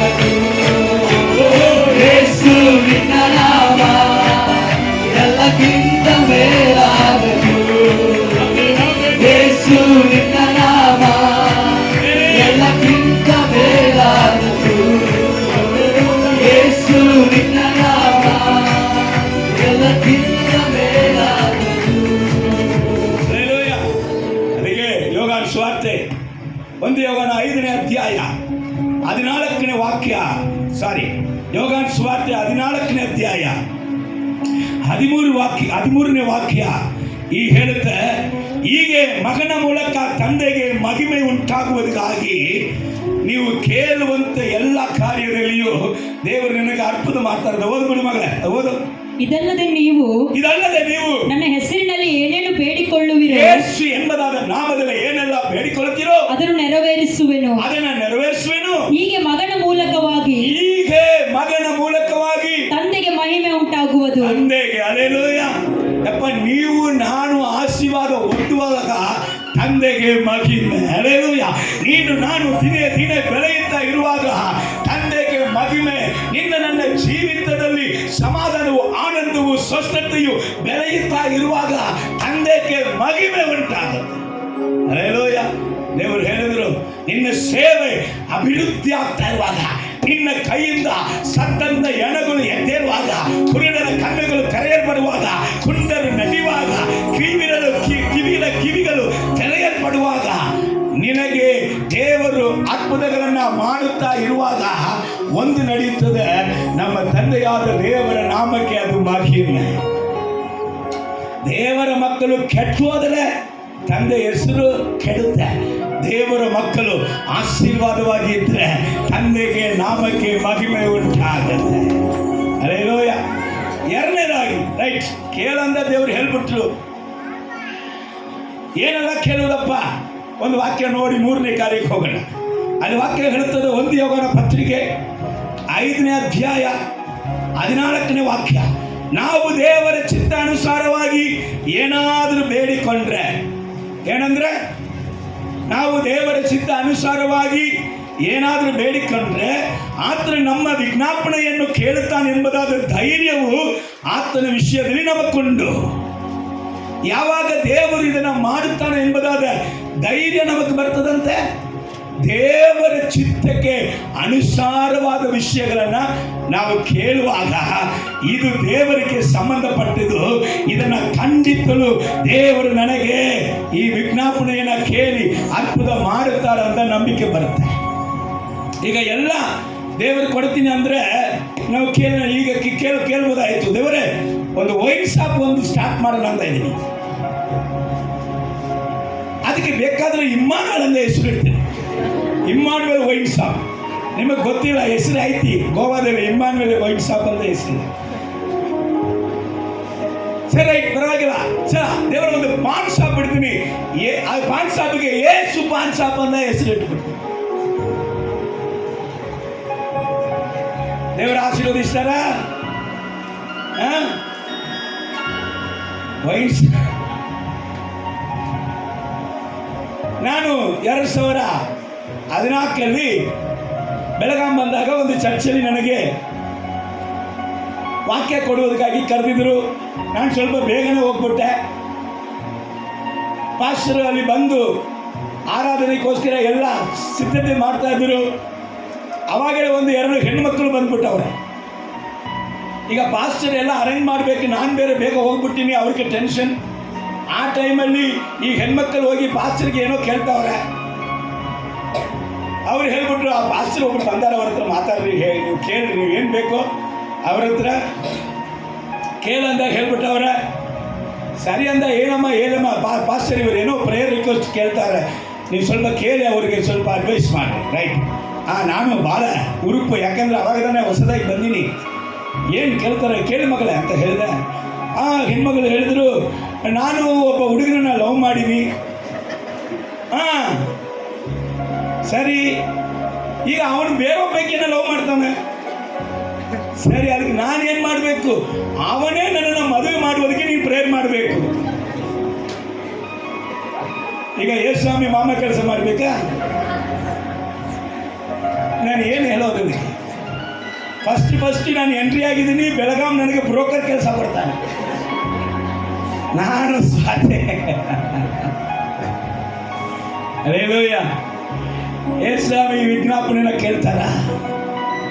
ಯೇಸ್ವಾಮಿ ಇದ್ರೆ ಏನು ಕೇಳಬೇಕಂತ ಗೊತ್ತಿತ್ತು ಕೇಳಬೇಕು, ಅದಕ್ಕೆ ಸತ್ಯವೇದ ಗೊತ್ತಾಗಬೇಕು. ಅಲ್ಲಿ ಅನ್ನಲು ಕೇಳ್ದ, ಅಪ್ಪಣ ಬಂಜೆಯಾಗಿದ್ದೀನಿ, ನನಗೊಂದು ಮಗು ಕೊಟ್ಟರೆ ಅದು ನಿಮಗೆ ಕೊಡುತ್ತೀನಿ. ದೇವರು ಬಂಜೆಯ ಗರ್ಭವನ್ನು ತೆರೆದು ಸಮುವೇಲನನ್ನ ಕೊಟ್ಟರು. ಸಮುವೇಲನ ಮೂಲಕ ಪರಲೋಕ ದೇವರಿಗೆ ಮಹಿಮೆ ಉಂಟಾಯಿತು. Hallelujah, praise the Lord. ಸತ್ತು ಹೋಗಿದ್ದಳು ತಬಿತ್ತಳು, ದೇವರೇ ಒಳ್ಳೆ ಸರ್ಕಾರಿಗಳನ್ನ ಮಾಡಿದಂತೆ ಈಕೆ ಇನ್ನು ಸರ್ಕಾರಿಗಳನ್ನ ಮಾಡಬೇಕು, ಈಗ ಸತ್ತಿದ್ದಕ್ಕೆ ಎಬ್ಬಿಸ್ ಅಂತ ಪೇತ್ರ ಪ್ರೇಯರ್ ಮಾಡ್ದ. ಸತ್ತವಳು ಜೀವಂತನಾಗಿ ಎದ್ದು ಬಿಟ್ಲು. ದೇವರ ನಾಮಕ್ಕೆ ಮಹಿಮೆ ಉಂಟ. ನಿನ್ನ ಕಣ್ಣೀರು, ನಿನ್ನ ವೇದನೆ, ನಿನ್ನ ಕಷ್ಟ, ನಿನ್ನ ಅವಮಾನ, ನಿನ್ನ ನಿಂದೆ, ಇದು ಎಲ್ಲವನ್ನು ತೊಲಗಿಸುವುದು ದೇವರ ಜವಾಬ್ದಾರಿ. ಅದರ ಮೂಲಕ ತಂದೆಯ ನಾಮವು ಮಹಿಮೆ ಹೊಂದುತ್ತೆ. ಹಲ್ಲೆಲೂಯ. ತಂದೆಯ ನಾಮ ಅನುಸಾರವಾಗಿ, ಆತನ ಘನತೆ ಅನುಸಾರವಾಗಿ ನೀವು ಏನೆಲ್ಲ ಕೇಳುತ್ತೀರೋ ಅದೆಲ್ಲ ನಿಮಗೆ ಸಿಕ್ಕುತ್ತೆ. ಮಾರ್ಕ 16ನೇ ಅಧ್ಯಾಯ 17ನೇ ವಾಕ್ಯ ದೇವರು ಹೇಳ್ತಾರೆ, ನನ್ನ ಹೆಸರಲ್ಲಿ ದೆವ್ವ ಹೊಡುತ್ತೆ, ನನ್ನ ಹೆಸರಲ್ಲಿ ವ್ಯಾಧಿಯಸ್ಥರ ಮೇಲೆ ಕೈ ಇಟ್ಟರೆ ವ್ಯಾಧಿಯಸ್ಥರು ಸ್ವಸ್ಥವಾಗುತ್ತಾರೆ. ಏನು ವಿಷ ಪದಾರ್ಥಗಳನ್ನು ಕುಡಿದರೂ ಅವರಿಗೆ ಯಾವ ಕೇಡು ಬರುವುದಿಲ್ಲ. ಸರ್ಪಗಳನ್ನು ಹೆತ್ತುತ್ತಾರೆ, ಎಲ್ಲ ಮಾಟ ಮಂದ್ರ ಕ್ರಿಯೆಗಳನ್ನು ಹೆತ್ತುತ್ತಾರೆ, ಎಲ್ಲ ಸೈತಾನ ಸಕಲ ಕ್ರಿಯೆಗಳನ್ನು ತುಳಿಯುತ್ತೀನಿ. ಹೇಳು, ಅದನ್ನ ಕೇಳು. ನನ್ನ ಹೆಸರಲ್ಲಿ ನೀನು ಕೇಳುವಾಗ ಅದ್ಭುತಗಳು ನಡೆಯುತ್ತೆ. ಯೋಹಾನ ಸುವಾರ್ತೆ 15ನೇ ಅಧ್ಯಾಯ 16ನೇ ವಾಕ್ಯದಲ್ಲಿ ದೇವರು ಹೇಳಿದರು, ನೀನು ನನ್ನನ್ನು ಆರಿಸಿ ತೆಗೆದುಕೊಂಡಿಲ್ಲ, ನಾನೇ ನಿನ್ನ ಆರಿಸಿ ತೆಗೆದುಕೊಂಡೆ. ಕಾರಣ ನೀ ಫಲ ಕೊಡಬೇಕು, ನಿನ್ನ ಫಲ ನಿಲ್ಲಬೇಕು. ಹಲ್ಲೆಲೂಯ. ನೀನು ಫಲಭರಿತವಾದ ಕೊಂಬೆಯಾಗಿ ಧೂಳಲ್ಲಿ ಇದ್ದಂತೆ ನೀನು ಇವತ್ತು ರಾಜನಾಗಿ ಅರಣ್ಮನೆಯಲ್ಲಿ ಎಲ್ಲರಿಗಿಂತ ದೊಡ್ಡ ಅಧಿಕಾರಿಯಾಗಿ ಇರುವಂತ ಸ್ಥಳದಲ್ಲಿ ನಿನ್ನನ್ನು ಎಲ್ಲರೂ ಕಣ್ಣೆತ್ತಿ ನೋಡುವಂತ ಬೆಟ್ಟದ ಮೇಲಿರುವಂತ ಪಟ್ಟಣವಾಗಿ ಏನಾಗಬೇಕು. ನನ್ನ ಹೆಸರಲ್ಲಿ ನೀನು ಏನ್ ಬೇಕಾದ್ರೂ ಕೇಳು ಅಂತಂದ್ರೆ. Hallelujah, praise the Lord. ಮೂರನೇದಾಗಿ ಯೇಸುಸ್ವಾಮಿ ಹೇಳ್ತಾರೆ, ನೀನು ನಾನು ಏನು ಕೇಳಬೇಕಂತ. ಹಲ್ಲೆಲೂಯ. ಮೂರನೇದಾಗಿ ಯೇಸಪ್ಪ ಏನು ಮಾಡ್ತಾರೆ, ಹೇಳಿಕೊಡ್ತಾರೆ ಏನಪ್ಪ ಕೇಳಬೇಕು. ಯೇಸುಸ್ವಾಮಿ ಶಿಲುಬೆಗೆ ಹೋಗಿ 3ನೇ ದಿವಸ ಆತನು ಮೃತ್ಯುಂಜಯನಾಗಿ ಎದ್ದು ಪುನರುತ್ಥಾನದ ಮಹಿಮೆಯಲ್ಲಿ ಬಂದು ಇನ್ನು ಆತನು ಪರಲೋಕ ಏರಿ ಹೋಗೋದಕ್ಕೆ ಮುಂಚೆ ಅಲ್ಲಿ ಶಿಷ್ಯರ ಬಳಿಗಳಲ್ಲಿ ಮಾತಾಡಿ ನೀನು ಏನು ಕೇಳಬೇಕು, ನೀನು ಏನು ಪ್ರಾರ್ಥನೆ ಮಾಡಬೇಕಂತ ಅಲ್ಲಿ ಅವ್ರಿಗೆ ಹೇಳ್ತಾ ಇದ್ದಾರೆ. ನಮಗೂ ಕೂಡ ಅದನ್ನೇ ಹೇಳ್ತಾ ಇದ್ದಾರೆ. ಏನು ಕೇಳಬೇಕಂದ್ರೆ ದೇವರು ಹೇಳಿದ್ರು, ಅಪೊಸ್ತಲರ ಕೃತ್ಯಗಳು 1ನೇ ಅಧ್ಯಾಯ 8ನೇ ವಾಕ್ಯ, ಪರಿಶುದ್ಧ ಆತ್ಮನನ್ನ ಕೇಳ. ಪರಿಶುದ್ಧ ಆತ್ಮನನ್ನ ನೀನು ಕೇಳುವಾಗ ದೇವರ ಬಲ ನೀನು ಹೊಂದಿಕೊಳ್ಳುತ್ತಿ. ದೇವರ ಬಲ ಯಾರಲ್ಲಿದೆ? ಪರಿಶುದ್ಧ ಆತ್ಮನಲ್ಲಿದೆ. ಅದನ್ನು ಕೇಳೋದು. ಅದನ್ನೇ ಯೆಹೆಜ್ಕೇಲ ಪ್ರವಾದಿಯ ಮೂಲಕ ಕೂಡ ದೇವರು ಬರೆದಿಟ್ಟು ಓದಲಿಕ್ಕಿದ್ದೇನೆ. ಯೆಹೆಜ್ಕೇಲ ಪ್ರವಾದನೆ ಪುಸ್ತಕ 36ನೇ ಅಧ್ಯಾಯ 26ನೇ ವಾಕ್ಯ. ನಿಮ್ಮ ಟ್ರಾನ್ಸ್ಲೇಟ್ ಸರಿ ಇಲ್ಲ, ಬೇಕಾದರೆ ಕನ್ನಡ ಬೇರೆ ಟ್ರಾನ್ಸ್ಲೇಟಲ್ಲಿ ಹೋಗಿ ನೋಡ್ಕೊಳ್ರಿ. ನಾನು ಆ ವಾಕ್ಯ ಹೇಗಿರಬೇಕಂತ ನಿಮಗೆ ತಿಳಿಸ್ಕೊಡ್ತೇನೆ. ಯೆಹೆಜ್ಕೇಲ ಪ್ರವಾದನೆ ಪುಸ್ತಕ 36ನೇ ಅಧ್ಯಾಯ 26ನೇ ವಾಕ್ಯ ಹೇಳುತ್ತೆ, ನಾನು ನಿಮಗೆ ಹೊಸ ಹೃದಯವನ್ನು ಕೊಟ್ಟು ನನ್ನ ಆತ್ಮವನ್ನು ನಿಮ್ಮ ಒಳಗಡೆ ಇಡುವೆ. ಹಲ್ಲೆಲೂಯ. ಏನು ಕೊಟ್ಟು? ಸಾಕು, ನಿನ್ನ ಹಳೆಯ ಹೃದಯವನ್ನು ತೆಗೆದು ನಿನಗೆ ಹೊಸ ಹೃದಯ, ಅಮ್ಮ ನಿನಗೆ ಹೊಸ ಹೃದಯ ಕೊಟ್ಟು ಹಂಗೆ ಬಿಡಂಗಿಲ್ಲ. ರಕ್ಷಣೆ ಹೊಂದಿದಿ ಕರೆ, ಕೊಟ್ಟು ಹಂಗೆ ಬಿಡಂಗಿಲ್ಲ. ಹೃದಯ ಹೊಸದಾಗಿದ ಮೇಲೆ ನನ್ನ ಆತ್ಮವನ್ನು ನಾನು ಏನು ಮಾಡ್ತೇನೋ, ಹಲ್ಲೆಲೂಯ, ನಿನ್ನ ಒಳಗಡೆ ಇಡುವೇನು. ಅದು ಏನು ಮಾಡ್ತೆ? ನಿನ್ನ ಕಲ್ಲಾದ ಹೃದಯವನ್ನು ನಿಮ್ಮ ಒಳಗಿಂದ ತೆಗೆದು ಮೃದುವಾದ ಹೃದಯವನ್ನು ನಿಮಗೆ ದಯಪಾಲಿಸುತ್ತೆ. ನೀವು ಕೇಳಬೇಕಾಯಿತು, ಏನಪ್ಪ ಕಲ್ಲು ಮೃದು? ಕಲ್ಲಾದ ಹೃದಯ ಅಂದರೆ ಅಪನಂಬಿಕೆ. ನೀನು ಅಪನಂಬಿಕೆ ಹೃದಯವನ್ನು ತೆಗೆದು ನಂಬಿಕೆ ಹೃದಯವನ್ನು ನಿನಗೆ ಕೊಡುವೇನು. ಕಲ್ಲಾದ ಹೃದಯ ಅಂದರೆ ವಿಧೇಯತೆ. ದೇವರ ವಾಕ್ಯ ಗೊತ್ತು, ದೇವರ ಕಾರ್ಯಗಳು ಗೊತ್ತು, ಆದರೂ ಕೂಡ ಅದಕ್ಕೆ ವಿಧೇಯತೆ ತೋರಿಸದೇ ಇರುವಂತೆ ವಿಧೇಯತೆ ಹೃದಯವನ್ನು ನಿನ್ನಿಂದ ತೆಗೆದು ವಿಧೇಯತೆ ಕೊಡುವಂಥ ಹೃದಯವನ್ನು ನಿನಗೆ ಕೊಡುವೇನು. ಯಾಕೆಂದರೆ ದೇವರು ವಿಧೇಯತೆಗೆ ಮೆಚ್ಚುವುದಕ್ಕಿಂತ ಯಜ್ಞ ಹೋಮಗಳಿಗೂ ಮೆಚ್ಚಂಗಿಲ್ಲ. ಹಲ್ಲೆಲೂಯ. ವಿಧೇಯತೆ ಸೌಲ್ ಹೊಂದಿದಂಥ ಪರಿಶುದ್ಧ ಆತ್ಮನನ್ನು ಕಳ್ಕೊಳ್ಳುವಂತೆ ಮಾಡಿತ್ತು. ಆ ವಿಧೇಯತೆ ಅವನು ಹೊಂದಿಕೊಂಡಿದಂತ ಪ್ರವಾದನೆ ಆತ್ಮನವನ್ನ ಕಳಕೊಳ್ಳುವಂತೆ ಮಾಡಿತ್ತು. ಆ ವಿಧೇಯತೆ ಅವನು ಹೊಂದಿದಂತ ಸಮಾಧಾನವನ್ನ ಕಳೆದುಕೊಂಡು ಸೈತಾನ ಆತ್ಮವನ್ನ ಅವನ ಒಳಗಡೆ ಬರುವಂತೆ ಮಾಡಿತ್ತು.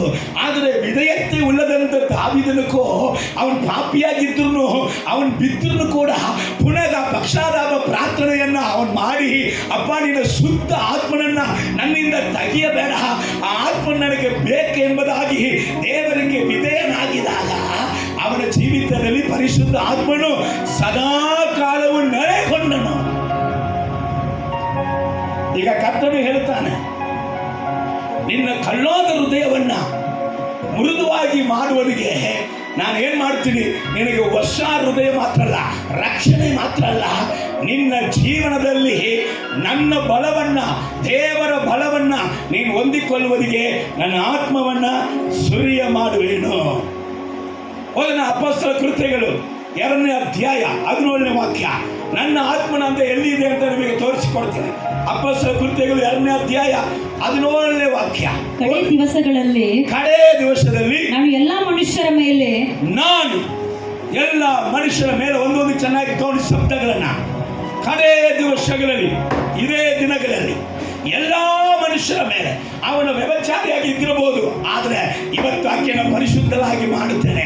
ಅವನು ಕೊಲೆಗಾರನಾಗಿದ್ದಿರಬಹುದು, ಇವತ್ತು ಅವನನ್ನು ನೀತಿವಂತನಾಗಿ ಮಾಡುತ್ತೇನೆ. ಅವನು ಎಲ್ಲರಿಂದ ಕಲ್ಲಲ್ಪಟ್ಟಂತ ವ್ಯಕ್ತಿಯಾಗಿರ್ಬೋದು, ಇವತ್ತು ಅವನನ್ನು ನಾನು ಉದ್ಧಾರ ಮಾಡುತ್ತೇನೆ. ಎಲ್ಲ ಮನುಷ್ಯರು, ಹಿರಿಯರು, ಗಂಡಸರು, ಹೆಂಗಸರು, ಯವನ ಮಕ್ಕಳು, ಎಲ್ಲ ಪುಟ್ಟಾಣಿ ಮಕ್ಕಳು, ಮನುಷ್ಯರು ಯಾರ್ಯಾರಿದ್ದಾರೋ ಅವರೆಲ್ಲರ ಮೇಲೆ ನನ್ನ ಆತ್ಮವನ್ನು ಸುರಿಸುವೆನು. ನನ್ನ ಆತ್ಮವನ್ನ ಸುರಿಸುವೆನು.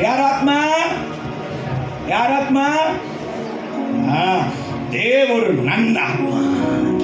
ಹಲ್ಲೆಲೂಯ. ದೇವರು ಹೇಳುತ್ತಾರೆ, ಆತನ ಆತ್ಮವನ್ನ ಸುರಿಸುವೆ ಎಲ್ಲ ಮನುಷ್ಯರ ಮೇಲೆ. ಆವಾಗಲೇ ನಿಮ್ಮ ಜೀವಿತವು ಏನಾಗುತ್ತೆ? ಬಲ ಹೊಂದುತ್ತೆ. ಅದಕ್ಕೆ ದೇವರು ಆತನ ಆತ್ಮನಲ್ಲಿ ಏನು ಬಲ ಇದೆ ಎಂಬುದಾಗಿ ಸ್ವಲ್ಪ ತಿಳ್ಕೊಂಬಿಡೋಣ.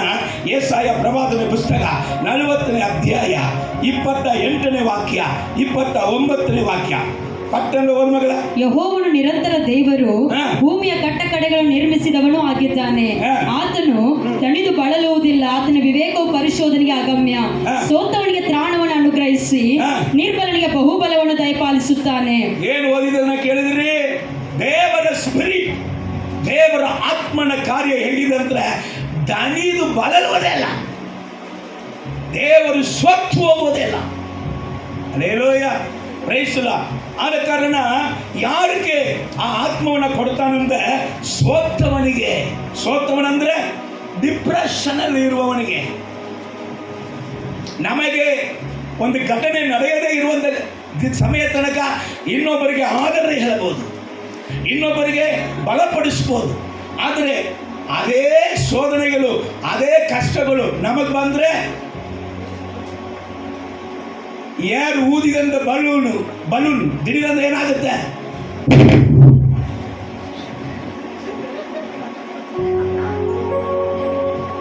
ಬಡಾರಂತ ಯಾರೇನಾಗ್ಬಿಡ್ತದೆ? ಹೊರಗೆ ಹೋಗ್ಬಿಡ್ತದೆ. ಇವನ್ ನನಗ ಮಾಡ್ಬೋದಾಯ್ತು, ದೇವ್ರ ನಂಬ್ರಿ, ನಡೀತದ್ರಿ, ಯಾಕೆ ನಡೀರಿ ಎಲ್ಲ ಹೇಳ್ದ, ದಿಢೀರಂತ ಬೆಡ್ಶೀಟ್ ಮುಚ್ಕೊಂಡು ಎಲ್ಲೋ ಹೋಗಿ ಮೂಳೆಯಲ್ಲಿ ಮಾಡ್ಕೊಂಡ. ಯಾಕೆ ಅಂದ್ರೆ ಇನ್ನೊಬ್ಬರಿಗೆ ಬಲಪಡಿಸಿದ ಅದೇ ಕಾರ್ಯ ಕಣ್ಣಲ್ಲಿ ಬಂದಾಗ ಡಿಪ್ರೆಷನ್. ಒಂದು ಮಾತ್ರ ಹೇಳ್ಬಿಡ್ತಾನೆ, ಎಲ್ಲರಿಗೂ ನಡೀತದ್ರಿ, ನನಗೆ ಮಾತ್ರ ನಡೀತಿಲ್ಲ. ಯಾಕೆ? ನೀನ್ ಮನುಷ್ಯನಿಲ್ವೋ? ನೀ ಮನುಷ್ಯ ಜಾತಿನೇ ಇಲ್ವೋ? ಯಾಕೆಂದ್ರೆ ಆ ಆತ್ಮನ ಬಲ ಇಲ್ಲ. ಆ ಆತ್ಮನ ಒಳಗೆ ಬಂದ್ರೆ ವಾಕ್ಯ ಹೇಳ್ತದೆ, ಶರೀರವು ಬಲಹೀನವಾದದು, ದೇವರ ಆತ್ಮವು ಬಲವುಳ್ಳದು, ಅದು ಉತ್ಸಾಹಪಡಿಸುತ್ತೆ. ಶರೀರ ಭಾವಗಳು ಮರಣ, ದೇವರ ಆತ್ಮನಿಂದ ಬರುವುದು ಜೀವ, ಸಮಾಧಾನ. ಹಲ್ಲೆಲೂಯ. ಏನ್ ಬರ್ತದೆ? ಜೀವ. ಸುಮ್ಮನೆ ತಲೆ ಹಾಕ್ಬರ್ರಿ, ಎಲ್ಲರೂ ಕೈ ತಟ್ರಿ. ಹಲ್ಲೆಲೂಯ.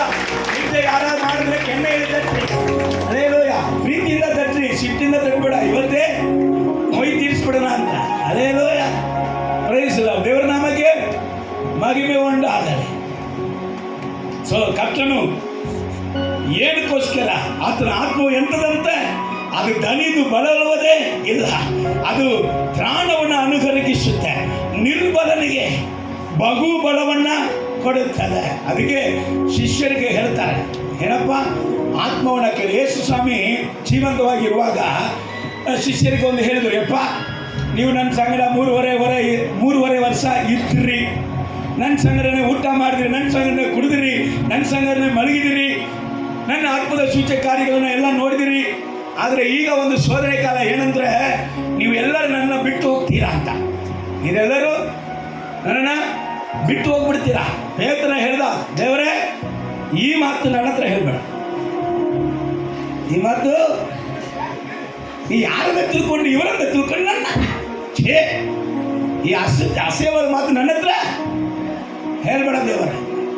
ಇವರೆಲ್ಲ ಬಿಟ್ಟು ಹೋಗಲಿ, ಪ್ರಾಣ ಹೋದ್ರು ಸರಿ, ನೀನು ಬಿಟ್ಟು ನಾನು ಅಲಗಾಡಲ್ಲ ಅಂತ ದೇವರು ಹೇಳಿದ್ರು. ಸತ್ಯ ನೀನೇ ನನ್ನನ್ನು 3 ಸತಿ ತಿರಸ್ಕಾರ ಮಾಡ್ತಿ. ಅದೇನೋಯ್ಯ ನೀನು ಮಾಡ್ತೀಯಪ್ಪ, ಪ್ರಾಣವನ್ನೇ ಕೊಡ್ತೀವೋ,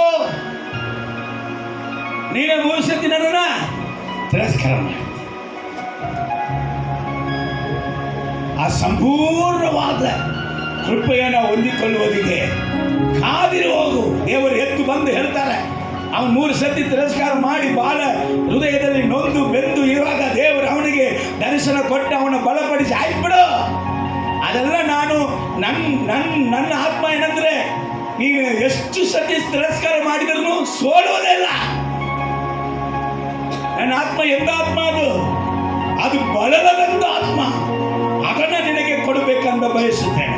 ನಿನ್ನ ಡಿಪ್ರೆಷನ್ ಸಮಯಗಳು ಬರುವಾಗ, ನಿನ್ನ ಅಪನಂಬಿಕೆಯ ಸಮಯಗಳು ಬರುವಾಗ, ನಿನ್ನಲ್ಲಿ ನಂಬಿಕೆಯನ್ನು ಹುಟ್ಟಿಸುವುದಿಗೆ, ನಿನ್ನಲ್ಲಿ ಡಿಪ್ರೆಷನ್ ಇಲ್ಲದೆ ವಾಗ್ದಾನವನ್ನು ನಂಬುವುದಿಗೆ ಆತ್ಮವನ್ನು ಕೊಡುತ್ತೇನೆ.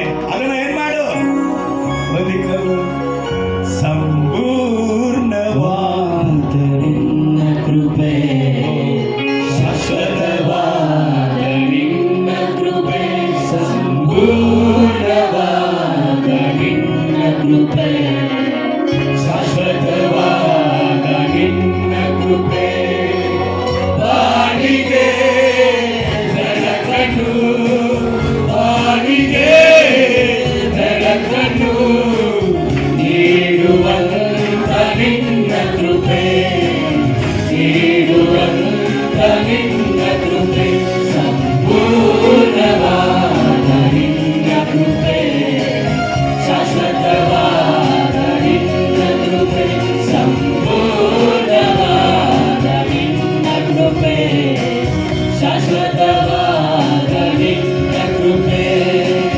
ಪಾಪಿಗೆ ಬಿಡುಗಡೆ ನೀಡುವಂತ ನಿನ್ನ ಕೃಪೆ, ಬರುಗದ ಭಾಗ್ಯವ ದಯಪಾಲಿಸಿದ ನಿನ್ನ ಕೃಪೆ, ಪಾಪಿಗೆ ಬಿಡುಗಡೆ ನೀಡಿದಂತ ನಿನ್ನ ಕೃಪೆ, ಬರುಗದ ಭಾಗ್ಯವ ದಯಪಾಲಿಸಿದ ನಿನ್ನ ಕೃಪೆ, ಆತ್ಮದೇವನೇ ನಿನ್ನ ಕೃಪೆ, ಆರಾಧ್ಯ ದೈವನೇ ನಿನ್ನ ಕೃಪೆ, ಆತ್ಮದೇವನೇ ನಿನ್ನ ಕೃಪೆ, ಆರಾಧ್ಯ ದೈವನೇ ನಿನ್ನ ಕೃಪೆ, ಸಂಪೂರ್ಣವಾದ ನಿನ್ನ ಕೃಪೆ, ಶಾಶ್ವತವಾದ ನಿನ್ನ ಕೃಪೆ, ಸಂಪೂರ್ಣವಾದ ನಿನ್ನ ಕೃಪೆ, ಶಾಶ್ವತವಾದ ನಿನ್ನ ಕೃಪೆ. ಸಂಪೂರ್ಣವಾದ ಕೃಪೆಯನ್ನ ನಿನಗೆ ಕೊಡುವುದಕ್ಕಾಗಿ ನಾನು ಏನು ಕೊಡುತ್ತೇನೆ. ಲೂಕನ್ ಬರೆದ ಸುವಾರ್ತೆ 11ನೇ ಅಧ್ಯಾಯ 11ನೇ ವಾಕ್ಯದಿಂದ 13ನೇ ವಾಕ್ಯ ತನಕ ಎಲ್ಲರಿಗೂ ಗೊತ್ತು. ಅಲ್ಲಿ ದೇವರು ಹೇಳ್ತಾರೆ, ತಂದೆಗಳೇ, ಒಬ್ಬನು ತನ್ನ ತಂದೆ ಹತ್ರ ಮೀನನ್ನು ಕೇಳಿದ್ರೆ ಅವನಿಗೆ ಹಾವನ್ನು ಕೊಡ್ತಾನೋ, ಅವನ ಹತ್ರ ತತ್ತಿಯನ್ನು ಕೇಳಿದ್ರೆ ಜೋಲನ ಕೊಡುತ್ತಾನೋ ಎಂಬುದಾಗಿ ದೇವರು ಕೇಳ್ತಾನೆ. ಅಲ್ಲೇಲೂಯ. ಮೀನು ಕೇಳಿದ್ರೆ ಏನು ಕೊಡಂಗಿಲ್ಲ, ಹಾವನ್ನು ಕೊಡಂಗಿಲ್ಲ. ಅದಕ್ಕೋಸ್ಕರ ಕಿಂಗ್ ಫಿಶರ್ ಕೇಳಿದ್ರೆ, ಸುಲ್ಮಾ ಮೀನು ಕೇಳಿದ್ರೆ ಅದು ಒಂದು KG 2,000 ರೂಪಾಯಿ. ಎಲ್ಲಿಂದ ಕೊಡ್ತಾನೆ ನಿನ್ನಪ್ಪ? ಪಾಪ್ಲೆಟ್ ಎಲ್ಲ ತಕ್ಕೊಂಡು ಅಂತ ಕೇಳಿದ್ರೆ ಕೊಡಂಗಿಲ್ಲ. ಒಂದು ಮಾಡ್ತಾನೆ, ಮೀನ್ ತರಬೇಕು, ಕಿಂಗ್ ಫಿಶ್ ಕೇಳಬೇಡ, ಪಾಪ್ಲೆಟ್ ಕೊಡಬೇಡ, ಬಾಂಗ್ಲವಾದ್ರೂ ಕೊಡ್ತೀನಿ. ನನ್ನ ಮಗ ಮೀನ್ ಕೇಳ್ಬಿಟ್ಟ, ಇವತ್ತು ಏನ್ ಮಾಡ್ಬೇಕು? ಬಾಂಗ್ಲವಾದ್ರೆ ಏನ್ ಮಾಡ್ಬೇಕು? ತಗೊಂಡು ದೇವರು ಹೇಳ್ತಾರೆ, ಕೆಟ್ಟವರಾದ ನೀವು ನಿಮ್ಮ ಮಕ್ಕಳಿಗೆ ಒಳ್ಳೆ ಒಳ್ಳೆ ಪದಾರ್ಥಗಳನ್ನು ಕೊಡುವುದಕ್ಕೆ ನೀವು ತಿಳಿದಿರುವಾಗ ಪರಲೋಕ ನಿಮ್ಮ ತಂದೆ ಅವರಿಗೆ ಏನ್ ಕೊಡಬೇಕಂತ ತಿಳಿದಿರಂತೆ. ಹೋದ ಮಗಳೇ, ತನ್ನನ್ನು ಬೇಡಿಕೊಳ್ಳುವವರಿಗೆ ಪವಿತ್ರ ಆತ್ಮನ ವರವನ್ನ ಹೆಚ್ಚಾಗಿ ಕೊಡುವನಲ್ವೇ? ಕರಗಳ ತಟ್ಟಿ ಹಲ್ಲೆಲೂಯ. ಸೊ ತಂದೆಗಳು ನಮ್ಮ ಹೊಟ್ಟೆಗೆ ಬೇಕಾಗಿರುವಂತ ಊಟಗಳನ್ನು ಅದು ನಾವು ಕೇಳಿದದೆಲ್ಲ ಹೆಂಗೆ ಕೊಡೋಕ್ಕಾಗುತ್ತೆ? ಇವತ್ತು ನನ್ನ ಮಕ್ಕಳು ನನ್ನ ಕರೆದು ಇಲ್ಲಿ ಕಾಪ್ತಿಯಲ್ಲಿ ಇರುವಂಥ 5 ಸ್ಟಾರ್ ಹೋಟೆಲ್ ಹೋಗಿ ಊಟ ಕೊಡಿಸಂದ್ರೆ ಕೊಡಿಸಿನಾನ? ಹೋಗಲಪ್ಪ. ಇಲ್ಲಪ್ಪ, ಕಾಫಿ ಡೇಯಲ್ಲಿ ಬಂದು ಒಂದು ಕಾಫಿ ಕೊಡಿಸಿ, ಒಂದು ಕಾಫಿಯಲ್ಲಿ 350 ರೂಪಾಯಿ, ಬಾಳೆ 10 ರೂಪಾಯಿ ಸನ್ರೈಸ್ ಪ್ಯಾಕೆಟ್ ತಗೊಂಡು 20 ರೂಪಾಯಿ ಹಾಲು ತಗೊಂಡು ನಿನಗೆ ಕಾಫಿ 1 ಲೀಟರ್ ಕಾಫಿ ನಾನು ಕೊಡ್ತೀನಿ ಬಾ. ಹಲ್ಲೆಲೂಯ. ನಮ್ಮ ಹತ್ರ ಕೇಳಿದ್ರೆ ಇಲ್ಲ, ಅದೇ ಹೇಳಿದೆ. ಆದ್ರೆ ದೇವರು ಏನ್ ಮಾಡ್ತಾರಂತ, ಈ ನಮ್ಮ ಅಗತ್ಯಗಳೆಲ್ಲ ನಮಗೆ ಬೇಕಂದ ಹೇಳಿ ಇದನ್ನ ಕೊಡ್ತೀನಿ ಅಂತ ಹೇಳಿಲ್ಲ. ಶಾಶ್ವತವಾಗಿ ಸಂಪೂರ್ಣವಾಗಿ ನೀ ಬೇಡಿಕೊಳ್ಳುವುದಕ್ಕಿಂತ, ನೀ ಬಯಸುವುದಕ್ಕಿಂತ ಹೆಚ್ಚಾಗಿ ನಿನಗೆ ಕೊಡುವುದಕ್ಕಾಗಿ ದೇವರು ತನ್ನ ಪರಿಶುದ್ಧ ಆತ್ಮನನ್ನ ಹೆಚ್ಚಾಗಿ ನಿನಗೆ ಕೊಡುತ್ತಾನೆ. ಅದು ನೀನು ಸಾಯುವ ತನಕ 6 ಮೇಯಿಸಿದವನು ಅರಸನಾಗ್ಬಿಟ್ಟನ್ರಿ. 6 ಮೇಯಿಸುವಾಗ ಹಳೆಯ ಗಂಜಿಯನ್ನ ಕರ್ಕೊಂಡ್ಬಂದು ಕುಡಿದವನು ಇವತ್ತು ತನ್ನ ಟೇಬಲ್ ಮೇಲೆ ಊರಲ್ಲಿ ಎಲ್ಲ ಹಾರುವಂಥದ್ದು, ಎಲ್ಲ ನಡೆಯುವಂಥದ್ದು ಎಲ್ಲ ಟೇಬಲ್ ಮೇಲೆ ಫ್ರೈ ಆಗಿ ಕೂತಿದೆ. ಕಾರಣ ಏನು ಗೊತ್ತಾ?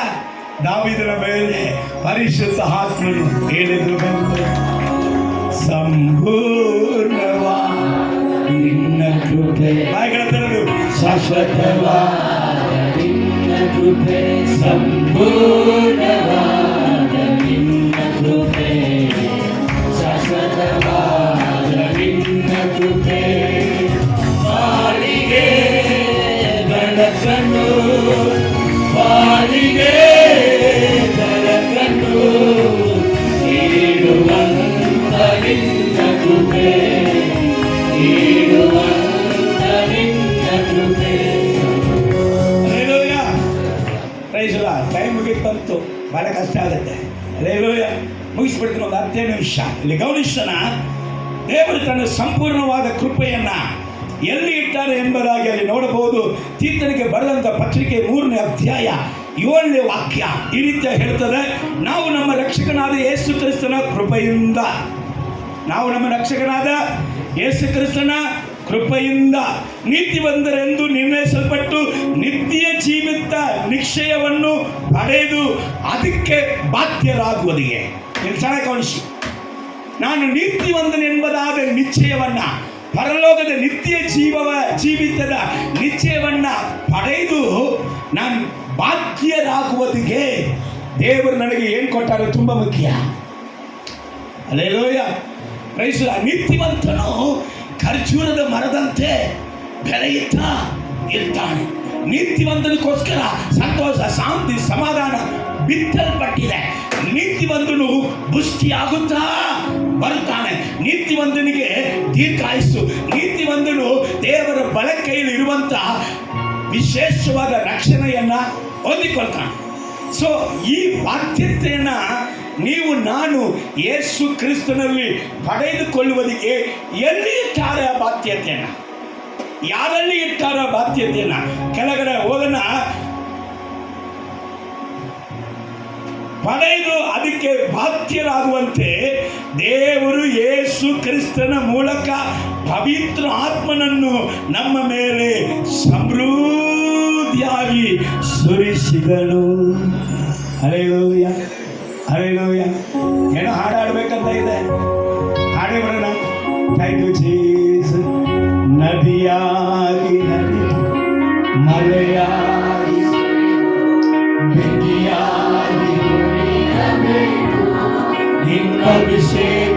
ಬೆಂಕಿಯಾಗಿ ಉರಿಯಬೇಕು. ನದಿಯಾಗಿ ಹರಿದು ಮಳೆಯಾಗಿ ಸುರಿದು ಬೆಂಕಿಯಾಗಿ ಉರಿಯಬೇಕು. ನಿನ್ನ ಅಭಿಷೇಕ ಬೆಂಕಿಯಾಗಿ ಉರಿಯಬೇಕು. ಸುರಿಸಯ್ಯ ನಿನ್ನ ಅಭಿಷೇಕ ಬೆಂಕಿಯಾಗಿ ಉರಿಯಬೇಕು. ಸುರಿಸಯ್ಯ ನಿನ್ನ ಅಭಿಷೇಕ ಬೆಂಕಿಯಾಗಿ ಉರಿಯಬೇಕು. ನದಿಯಾಗಿ ಹರಿದು ಮಳೆಯಾಗಿ ಸುರಿದು ಬೆಂಕಿಯಾಗಿ ಉರಿಯಬೇಕು. ನಿನ್ನ ಅಭಿಷೇಕ ಬೆಂಕಿಯಾಗಿ ಉರಿಯಬೇಕು. ಹಲ್ಲೆಲೂಯ. ಯವನ ಕಾಲದಲ್ಲಿ ನಾವು ಕ್ಯಾಂಟೀನ್ ಕೆಲಸ ಮಾಡ್ತಾ ಇದ್ದೇವೆ, ಆದರೆ ರಾತ್ರಿ ಹಗಲು ಪ್ರಸನ್ನತೆ ಪ್ರಸನ್ನತೆ ಪ್ರಸನ್ನತೆ, ದೇವರ ಪ್ರಸನ್ನತೆ ಸುರಿಸ್ತಾ ಇರಬೇಕು. ನಾಲಿಗೆಯಲ್ಲಿ ಅನ್ಯ ಭಾಷೆ ಹಾಡ್ತಾ ಇರಬೇಕು. ರಾತ್ರಿ ಮಲಗುವಾಗಲೂ ಆ ಪ್ರಸನ್ನತೆ ಸ್ವಲ್ಪ ಬಿಟ್ಟರೆ ಎಚ್ಚರಿಕೆ ಬಂದ್ಬಿಡ್ತದೆ. ಪ್ರಸನ್ನತೆ ಅಲ್ಲಿ ಮೇಲ್ಗಡೆ ಅನುಭವಿಸುತ್ತಾನೇ ಇರಬೇಕು. ರಾತ್ರಿ ಎಲ್ಲ ಕಾಣಿಸ್ತು ದೇವರ ಶಕ್ತಿಗೆ. ಯವನ ಕಾಲದಲ್ಲಿ ಎಷ್ಟೋ ಹೆಣ್ಮಕ್ಕಳು ಬಂದು ಪ್ರಪೋಸ್ ಮಾಡಿದರು. ಎಂಥ ಪ್ರಪೋಸ್! ಎಲ್ಲ ನಮಗಿಂತ ಬಹಳ ಸುಂದರವಾದ ಹುಡುಗಿಯರೆಲ್ಲ ಬಂದು ಪ್ರಪೋಸ್ ಮಾಡಿದ್ರು. ನನಗೆ ಬಿಳಿ ಹಾವು ಥರನೇ ಕಾಣ್ತಾ ಇತ್ತು. ಆಗ ನನ್ನ ಓಟವನ್ನು ಕೆಡಿಸೋದಕ್ಕೆಲ್ಲ ಇದು ಬಂದಿದೆ. ಕರೆ ಅಂದರೆ ನನ್ನನ್ನು ಇಂಥ ಸುಂದರವಾದ ವ್ಯಕ್ತಿಯೆಲ್ಲ ಲವ್ ಮಾಡೋಕ್ಕೆ ಸಾಧ್ಯ ಇಲ್ಲ.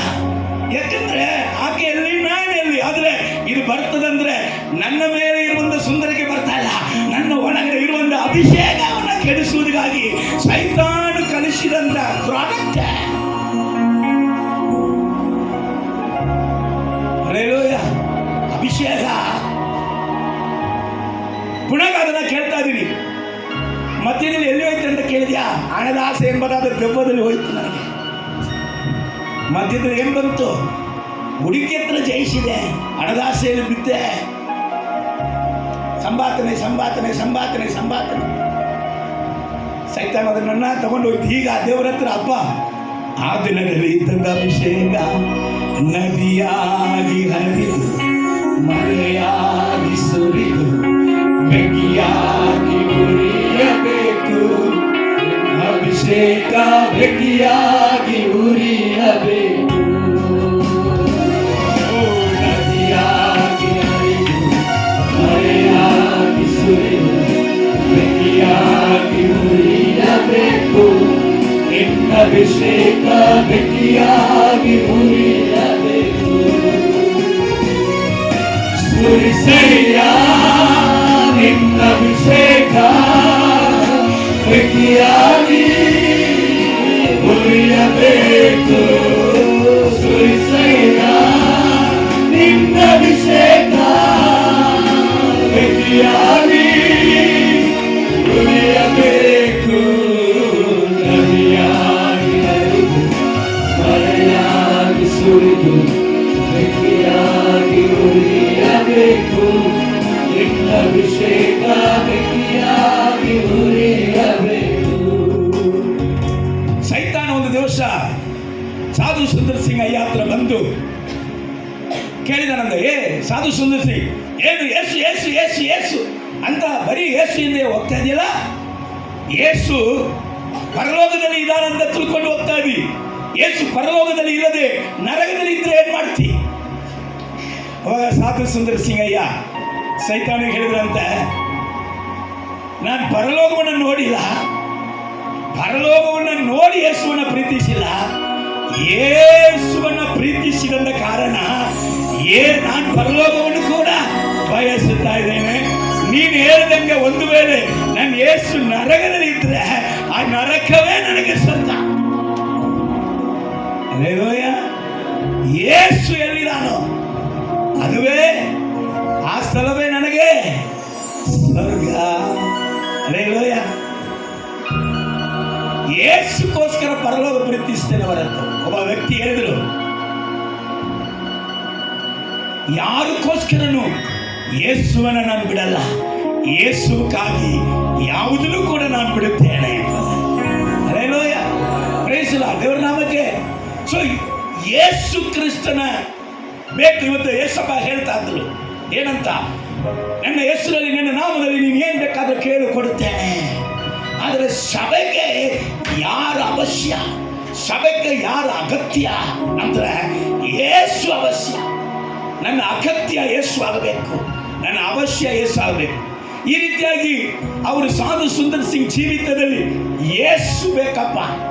ಅವರ ಹತ್ರ ಅವರನ್ನು ಪ್ರೀತಿಸ್ತಾನೆ, ಅವ್ರಿಗೋಸ್ಕರನೇ ನನ್ನ ಬದುಕು, ಅವ್ರಿಗಾಗಿ ಮಾಡ್ತೀನಿ, ಅವ್ರಿಗಾಗಿ ಸಾಯ್ತೀನಿ, ಅವ್ರು ಎಲ್ಲಿದ್ರು ಅಲ್ಲೇ ಹೋಗ್ಬೇಕಂತ ಹೇಳಿದಾಗ ಒಂದು ದಿವಸ ಇವರಿಗೆ ಭಯಂಕರ ಹಸುವೆ, ಇವರು ಹಸುವೆಯಲ್ಲಿ ಕೂತಿದ್ದಾರೆ. ಭಯಂಕರ ಹಸುವೆ, ಯಾರು ಊಟ ಕೊಡಕ್ಕೆ ರೆಡಿ ಇಲ್ಲ. ಬಹಳ ಹಸುವೆಯಲ್ಲಿ ಕೂತಿದಾಗ ದಿಢೀರಂತ ಯಾರೋ ಒಂದು 2 ಯವನಸ್ಥರು ಬಂದರು. ಯವನಸ್ಥರು ಬಂದು ಅವ್ರ ತಾಟಲ್ಲಿ ಏನೇನು ಬೇಕೋ ಒಳ್ಳೆ ಒಳ್ಳೆ ಊಟಗಳಿತ್ತು. ಇವರು ಹೊಟ್ಟೆ ಹಸುವ ನಿಮಿತ್ತವಾಗಿ ಅದನ್ನು ತಗೊಂಡು ಬಡ ಬಡ ಬಡ ಅಂತ ತಿಂದು ಇವರು ತೃಪ್ತಿ ಆಗಿದ ಕೂಡಲೇ ನಮಗೆ ಊಟ ಕೊಟ್ಟವರಿಗೆ ಥ್ಯಾಂಕ್ಸ್ ಹೇಳೋಣ ಅಂತ ಹೇಳಿದ್ರೆ ಅಲ್ಲಿ ಯಾರಿಲ್ಲ. ಅವರು ಅಂದ್ರು, ದೇವರೇ ಎಲಿಯನಿಗೆ ಕಾಗೆ ಮೂಲಕವಾಗಿ ನೀನು ಊಟ ಕೊಟ್ಟಿ, ಇವತ್ತು ನನಗೆ ದೇವದೂತನ ಮೂಲಕವಾಗಿ ಊಟ ಕೊಟ್ಟಿ. ಒಂದು ಹಳ್ಳಿಗೆ ಇವರು ಪ್ರಸಂಗ ಮಾಡಕ್ಕೆ ಹೋಗಿದಾಗ ತುಂಬ ಸಮಯ ಆಯಿತು, ಯಾರು ಕೂಡ ಇವರನ್ನ ಊರಲ್ಲಿ ಸೇರಿಸ್ಕೊಳ್ಳೋಕ್ಕೆ ರೆಡಿ ಇರಲಿಲ್ಲ. ಅದಕ್ಕೋಸ್ಕರ ಅಲ್ಲಿ ಇದ್ದಂಥ ಒಂದು ಗುಹೆ ಒಳಗಡೆ, ಗುಹೆಯ